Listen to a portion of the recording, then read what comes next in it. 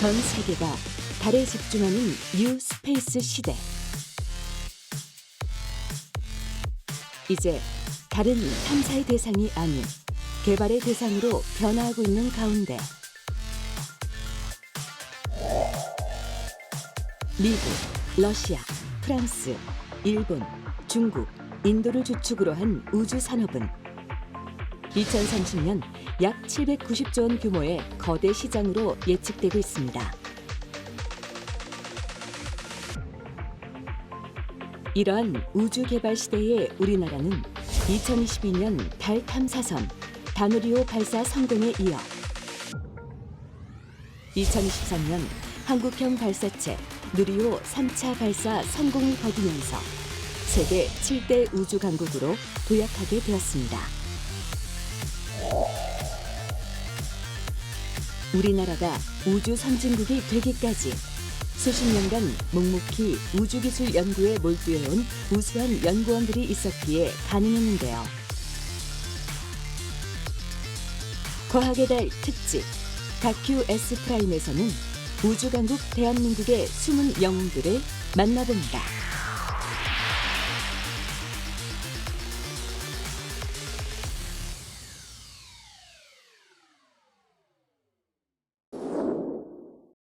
육, 5, 4, 3, 2, 엔진 점화. 이륙. 누리호가 발사되었습니다. 2023년 5월 우리나라 독자적인 기술로 발사에 성공해 대한민국 우주 진출의 교두보를 만든 누리호.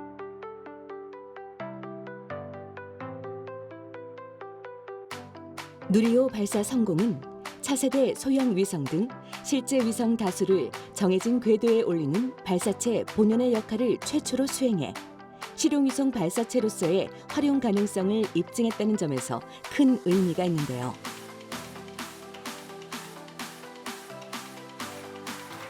누리호 3차 발사 성공은 발사체 개발이 끝이 아닌 새로운 시작이기에 광활한 우주로 나아가기 위해서는 누리호 고도화 사업의 필요성이 요구되었습니다. 이에 과학기술정보통신부에서는 누리호 반복 발사를 통한 발사체의 신뢰성 향상을 위해 한국항공우주연구원 한국형 발사체 고도화 사업단을 신설했습니다. 누리호 4차 발사는 2025년 11월경 예정되어 있는 가운데 현재는 한국항공우주연구원이 발사체의 설계 및 제작을 하고 민간 기업체는 소자나 부품을 제작해 본체에 탑재하는 형태로 구성될 예정인데요.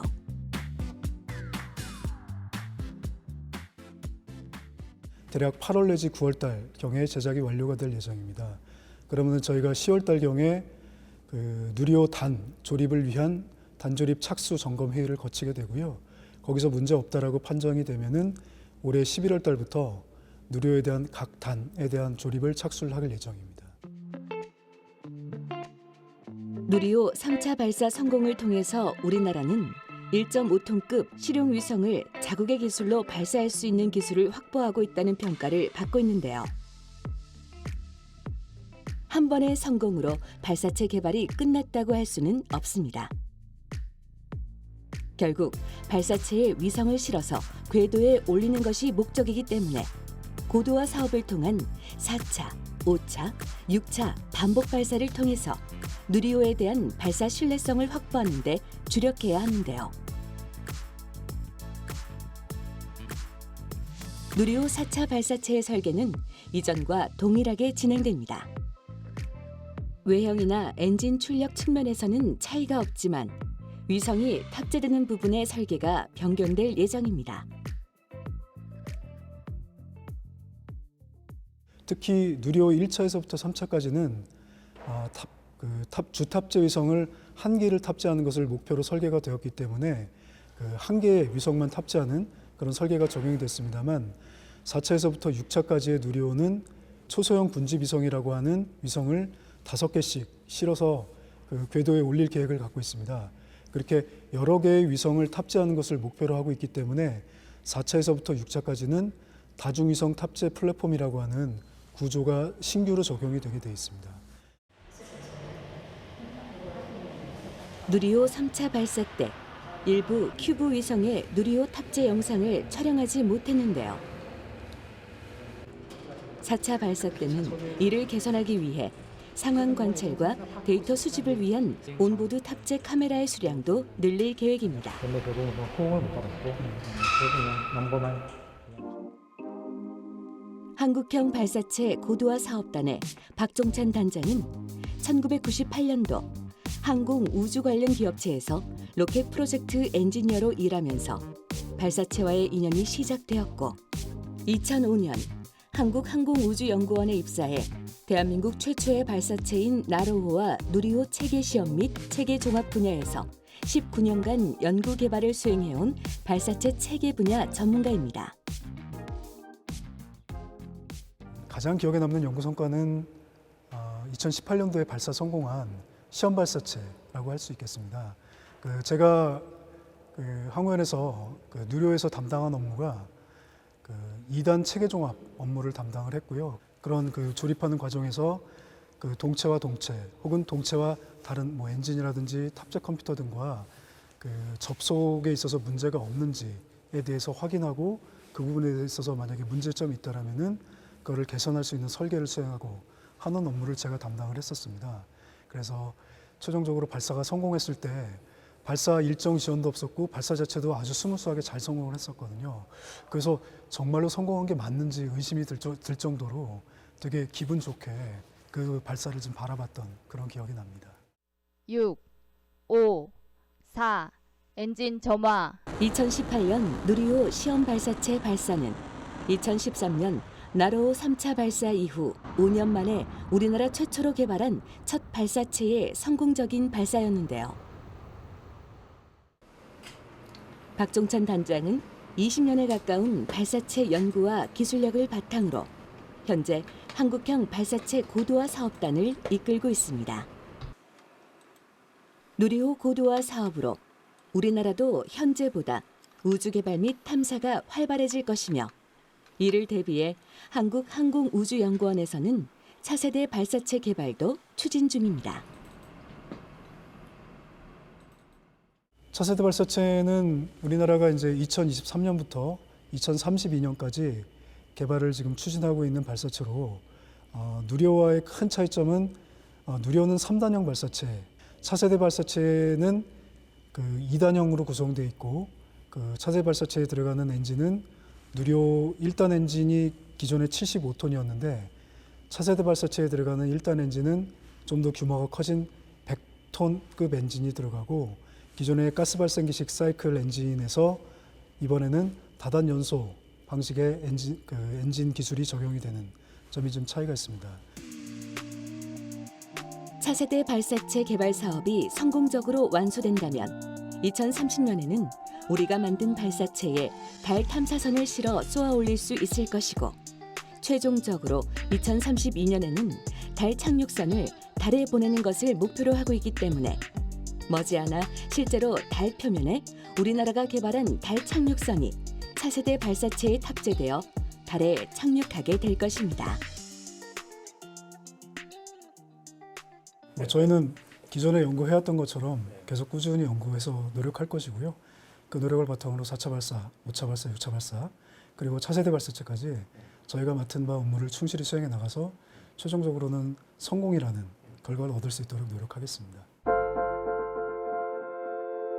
최근의 달 탐사는 2017년 미국이 국제유인 달 탐사 계획인 아르테미스 프로젝트를 발표하고 2018년 달 극지방에 얼음 상태로 되어 있는 물이 존재한다는 연구 결과가 발표되면서 세계적으로 달 탐사 연구가 가속화되고 있습니다. 그렇다면 왜 우주 선진국들은 달 탐사 연구에 전력을 다할까요?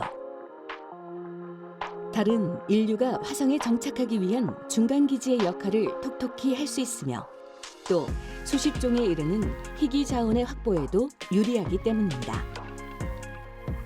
달에는 지구에는 거의 없는 헬륨3와 반도체, 디스플레이의 핵심 자원인 히토류가 풍부한데요. 헬륨3 1톤의 경제적 가치는 약 4조 원. 달의 표토에서 확인된 헬륨3는 110만 톤에 달하며 이는 80억 인류가 1만 년 동안 에너지원으로 활용할 수 있는 어마어마한 양입니다. 이렇듯 달의 기지 건설과 자원을 확보하기 위해서는 지질에 대한 분석이 반드시 필요합니다. 한국지질자원연구원은 2023년 행성의 자원을 탐사하고 자원을 개발하기 위한 우주자원개발센터를 설립했습니다. 이제 우주자원개발센터는 실제적으로 행성과학 분야에 이제 연구를 하면서 또 행성 탐사랑 관련된 특히 이제 달 자원 뭐 탐사라든가 그다음에 달 관련된 미션 그런 쪽으로 연구를 하고 있고 기초적인 행성 물질을 연구하거나 그런 이제 과학도 많이 하고 있고 그다음에 뭐 원격 탐사 자료를 연구를 한다든가 그런 식으로 다양한 연구를 하고 있습니다. 행성 탐사를 하기 위해서 탐사 장비를 개발하고 그것을 이용해 행성 표면을 관찰해야 하는데 2016년부터 달의 자원을 탐사할 수 있는 감마선 분광기 개발에 몰두한 김경자 센터장은 한국 최초로 감마선 분광기를 개발해서 2022년 8월 5일 발사된 다누리에 탑재했습니다. 이제 다누리 감마선 분광기의 가장 중요한 목적은 그러니까 달 표면에 지질하고 그다음에 자원을 연구하는데 그것은 이제 감마선 분광기를 분석을 하면은 감마선 스펙트럼 자체가 원소에 해당되는 이제 픽들이 나타나는데 그것을 분석을 해서 우리는 이제 원소 지도를 만드는 거죠. 그래서 달 전체를 이제 보면서 이제 원소가 어떤 식으로 달 표면에 구성되어 있는지 또는 우리가 향후 자원을 연구할 때도 자원을 개발할 때도 어느 지역에 어느 자원이 많이 있는가를 원소를 먼저 보는 거죠. 감마선 분광기는 2022년 8월 9일 이후 현재까지 10초마다 데이터를 보내오고 우주자원개발센터는 이를 분석해서 전 세계에서 가장 정확한 달 전체 자원 분포 지도를 만들고 있습니다. 이렇게 실질적으로 데이터를 수집하고 지도를 만드는 연구 기술까지 확보를 했기 때문에 어느 행성으로 가더라도 기술적 우위를 차지할 수 있을 텐데요.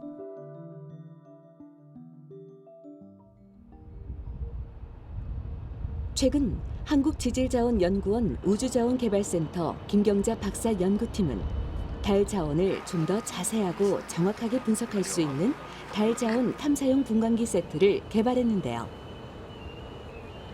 달 자원 탐사용 분광기 세트에는 감마선 분광기, 감마선 중성자 분광기, 레이저 분광기로 구성되어 있습니다. 이 세 가지 계측기를 이용해 달 표면의 물이나 각종 광물 자원, 방사선 환경까지 조사할 수 있습니다. 달 자원 탐사용 분광기 세트 구조 특성상 바퀴로 이동하면서 달 자원을 탐사하기 때문에 연구원 주변 광장에서 이동하면서 장비를 테스트 중인데요. 이날은 세 가지 기능 중 레이저 분광기로 자원을 조사하는 테스트를 진행 중입니다. 뭐 방사선 환경이 어떤지 아니면은 이 돌에서 나오는 뭐 예를 들어서 뭐 그 자연 방사능 거서 뭐 우라늄, 토륨, 포타슘 그런 게 있으면 나오는 그런 이제 시그니처가 있기 때문에 뭐 신호들 그래서 이제 그런 것들 다 동시에 할 수가 있고 립스 그러니까 이제 그 레이저 분광기는 우리가 계속 한 1.5m 이렇게 계속해서 쏘면서 그 원소를 분석을 할 수가 있어요. 이런 이제 레이저 분광기를 가지고 하면은 그 산소라든가 그 다음에 여러 가지 기타 이제 경원소들을 다 조사할 수 있고 뭐 알루미늄, 뭐 칼슘, 뭐 이런 것들. 그 다음에 금속 원소들도 다 조사할 수 있어 할 수 있죠. 뭐 철이라든가 뭐 티타늄, 망간 뭐 이런 것도 다 측정할 수가 있고 또 이제 그 레어얼스 일리멘트 이제 우리가 말하는 히토류도 저희가 측정이 가능합니다. 김경자 센터장은 미국 대학원에서 방사선 물리를 연구하고 당시 연구실이 참여한 탑재체 개발과 화성 환경을 조사하는 마스 오디세이 미션에 참여하면서 우주 지질학 분야에 관심을 갖게 되었고 이후 2006년 한국지질자원연구원의 일원이 되며 국내 미개척 분야였던 행성 원격 탐사 연구에 투입됐는데요. 꾸준한 국내외 협력 연구를 통해 달 탐사 연구기술 발전에 힘쓴 결과 2022년 한국지질자원연구원 대표 과학자에 선정되기도 했습니다. 앞으로는 유엔 산하의 달자원 조사 산정 그룹의 멤버로 참여해 아르테미스 프로젝트에서 달자원 분포 지도를 바탕으로 자원을 산정해주는 역할을 할 예정입니다. 또한 글로벌 우주자원 광산 개발 기업과 유럽 우주국, 룩셈부르크 우주국, 그리고 유럽 우주자원센터와 함께 달 남극에서의 산소 추출 기술 검증 참여 제안서를 나사에 제출했으며 제안서가 승인되면 달 남극의 산소 추출 프로젝트에 참여할 것으로 기대하고 있습니다. 이는 우리나라의 우주 산업에 큰 영향을 줄 것으로 예상됩니다. 지금보다 더 많이 이제 국제적인 협력을 해서 장비를 같이 만들어서 같이 국제적인 미션에 이제 참여할 수 있도록 하고 우리나라가 이런 행성과학뿐만 아니라 이제 우주자원 개발하는데 선도적인 나라가 되는데 또는 그런 연구원이 되는데 제가 기여하는 거를 저는 이제 기대를 하고 있습니다. 우주개발 국가가 되기 위해서는 다음의 3가지 우주 기술을 모두 보유하고 있어야 합니다. 첫째, 자체 개발한 우주 발사체를 보유하고, 둘째, 이 발사체에 실릴 탑재체, 즉 인공위성을 만들 수 있어야 합니다. 그리고 마지막으로 쏘아 올린 인공위성의 궤도를 추적하고 운영할 수 있는 능력을 갖추어야 하는데요. 현재 우리나라는 자력으로 인공위성을 우주로 보내는 발사체 연구에 총력을 기울이고 있지만 앞으로는 인공위성, 행성 탐사 로버 등의 탐사 장비가 우주에서 다양한 미션을 수행하는 시대로 변화할 것입니다. 이러한 탐사 장비는 우주에서 독립적으로 움직이기 때문에 안정적인 전력 공급에 대한 기술이 중요합니다. 보통은 태양 에너지를 활용해 전력으로 사용하고 있으나 달의 뒤편이나 심우주의 경우 태양 에너지를 활용할 수 없기 때문에 배터리의 필요성이 요구됩니다. 이에 따라 우주에서 사용되는 배터리는 고성능 및 고출력을 제공해야 하며 동시에 가벼워야 합니다. 한국전기연구원의 박수동, 류병기, 정재한 박사팀은 태양에너지가 없는 상황에서도 40여 년간 충전이나 교체 없이 사용 가능한 원자력 전지의 핵심 기술인 신열전 효율 공식 및 고효율 적층형 열전 발전 소자를 개발하고 독일 항공우주연구원의 검증까지 받는데 성공했다고 밝혔습니다. 원자력 전지라 함은 원자 핵 붕괴가 일어날 때 발생하는 열을 이용한 전지 기술이라고 볼 수 있는데요. 저희 쪽에서 관계돼서는 그 열을 직접적으로 전기로 바꾸는 열전 소자, 즉 핵 붕괴열을 이용한 열전 발전 소자 기술입니다. 원자력 전지에 사용되어야 할 2가지 핵심 기술은 방사성 동위원소 밀봉 발열체와 열전 소자인데요. 이는 탐사 장비가 장시간 동안 우주에 머물며 우주 환경을 분석하고 자원을 채취하기 위해서는 반드시 필요한 장치이자 기술입니다. 방사성 동위원소는 밀폐 용기 내에서 스스로 붕괴되며 섭씨 400에서 700도가 넘는 고열이 발생하는데요. 상단과 하단 사이에 온도 차이가 생기면 전기가 발생하는 겁니다. 바로 이런 것들이 여론이 될 수 있겠고요. 이런 여론들이 열을 제공하게 되고 제공되어진 열에 의해서 외부와 이 틈 사이에 있는 열전 발전용 소자에 의해서 전력을 안정적으로 출력할 수 있는 형태가 될 수 있습니다. 열전 반도체 물질의 성능은 온도에 따라 다르기 때문에 온도 분포에 맞게 최고 성능의 반도체를 배열하는 것이 매우 중요합니다. 지금까지는 물질 내에서 어떤 온도가 작용하고 있는지 알려지지 않았기에 유병기 박사, 정재한 박사가 물리적, 수학적으로 해석한 결과 활용할 수 있는 열을 숫자로 표현하여 정량화하고 거기에 맞는 물질들을 배열할 수 있는 결과를 도출해냈습니다.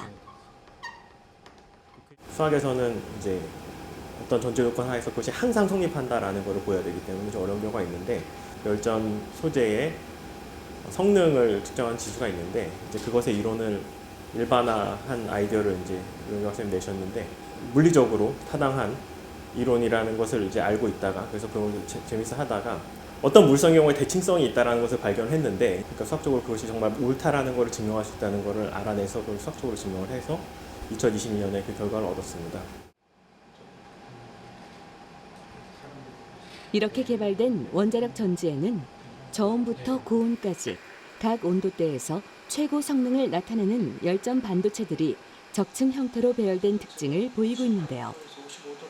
연구팀이 만들어낸 고효율 적층 열전 발전 소자는 실험을 통해 섭씨 500도 이상의 조건에서 기존 단일 방식 소자보다 효율이 무려 3% 이상 높은 것도 확인했습니다.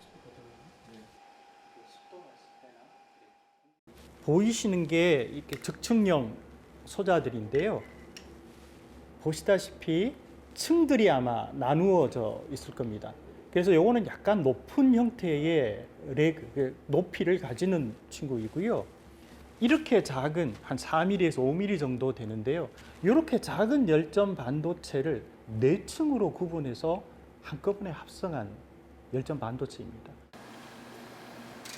이곳에서는 자체적으로 열전 발전 소자의 양단에 강제로 온도 차이를 두고 이입되는 열량과 나오는 출력을 통해서 효율을 측정하는 장비를 활용해 그 결과값을 독일의 항공우주연구원의 평가와 교차 검증하고 있는데요. 독일 항공우주연구원 쾰른제르연구소의 열전기능물질 연구부의 부부장은 한국전기연구원의 신개념 열전 방정식이 적용된 소자가 원자력 전지의 성능을 크게 높이고 인류의 우주 탐사 영역을 넓히는 데 기여할 것이라고 전했습니다. 저희 쪽에서 측정한 결과 그리고 독일 우주항공국에서 측정한 결과를 비교했을 때 큰 차이 없이 저희들의 결과와 유사한 결과가 나오는 것을 확인하였습니다. 한국항공우주연구원에 따르면 위성을 미션 궤도에 안착시키기 위한 발사체 발사 비용은 평균적으로 1kg당 약 1,000만 원에 달한다고 합니다. 결국 위성 발사 비용은 위성의 무게에 비례하는데요. 그렇기 때문에 발사체 기술 개발뿐만 아니라 위성의 무게를 줄일 수 있는 설계 기술에 대한 연구 개발 역시 주목받고 있는데요. 위성의 경량화는 배터리의 소형화, 경량화와 연관성이 있는데요.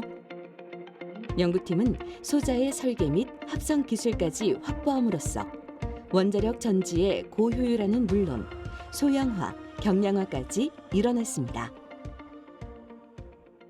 당연히 소형화되었을 경우에 많은 양의 적재물을 탐색할 수 있고 또 쓸 수 있는 로봇의 사이즈를 어느 정도 크게 하거나 작게 하거나 동일 효율일 때도 그래서 공간적인 부피를 최적화, 작게 해서 쓸 수 있기 때문에 훨씬 많은 과학적 기기들이나 아니면 로봇들을 탑재할 수 있는 거죠.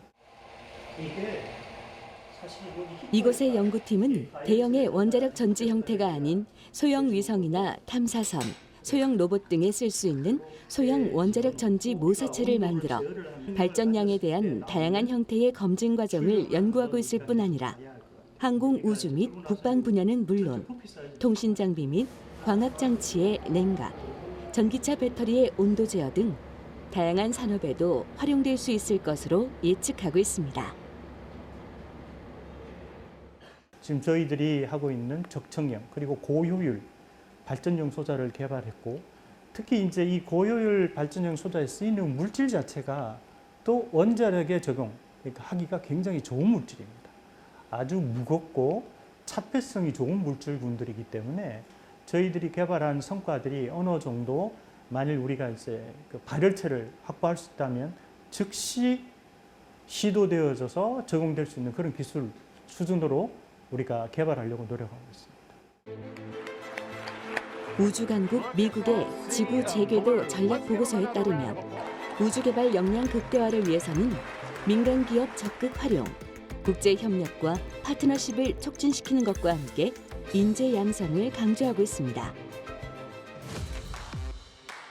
인재 양성을 위해 전 연령대의 학생들에게 과학, 수학 교육을 강화하고 소외된 지역의 인재를 발굴 지원하며 우주 의식을 갖도록 이끌고 있는데요. 우리나라의 우주산업업체인 H사는 우주에 관한 창의력과 상상력의 깊이를 더해주는 세상에 없던 우주교육이라는 기조 아래 청소년 대상의 우주 미션 프로그램을 열어 미래 인재 육성에 기여하고 있습니다. 2022년에 시작된 이 프로그램은 6개월에 걸쳐 진행되는데요. 우주 인문학 컨퍼런스 과정을 시작으로 중학생들의 창의력과 상상력을 키우며 시작됩니다. 한국판 나사 우주학교라고 불리며 과학, 수학 교육뿐만 아니라 스스로 우주 미션을 정하고 해결해 나가는 개념 설계 과정을 통해 사고력과 문제 해결 능력을 키울 수 있을 뿐만 아니라 카이스트 항공우주공학과 현직 교수들과 카이스트 석박사 과정 멘토들이 학생들과 함께 체험하며 학생들은 엄청난 시너지와 팀워크를 체험할 수 있습니다.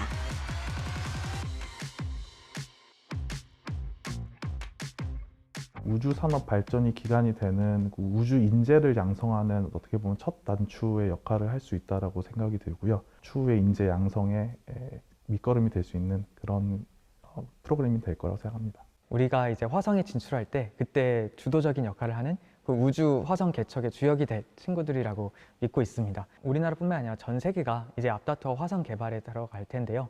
그때 우리가 얼마만큼 입지를 거기서 다질 수 있는가는 이제 이 아이들 세대가 얼마만큼 잘해주는가라고 생각을 하고 있습니다. 우주 산업 시대가 본격적으로 열렸습니다. 세계 7대 강국에 꼽히는 대한민국이지만 인적, 물적 자원은 여전히 부족한 상황인데요. 하지만 누리호 고도화 사업과 달자원 탐사 기술, 원자력 전지 등의 세계적인 기술을 보유하고 있기 때문에 앞으로 민간 기업들의 적극적인 도전과 아낌없는 인재 발굴이 병행된다면 우리나라도 우주 분야 글로벌 리더가 될 것입니다.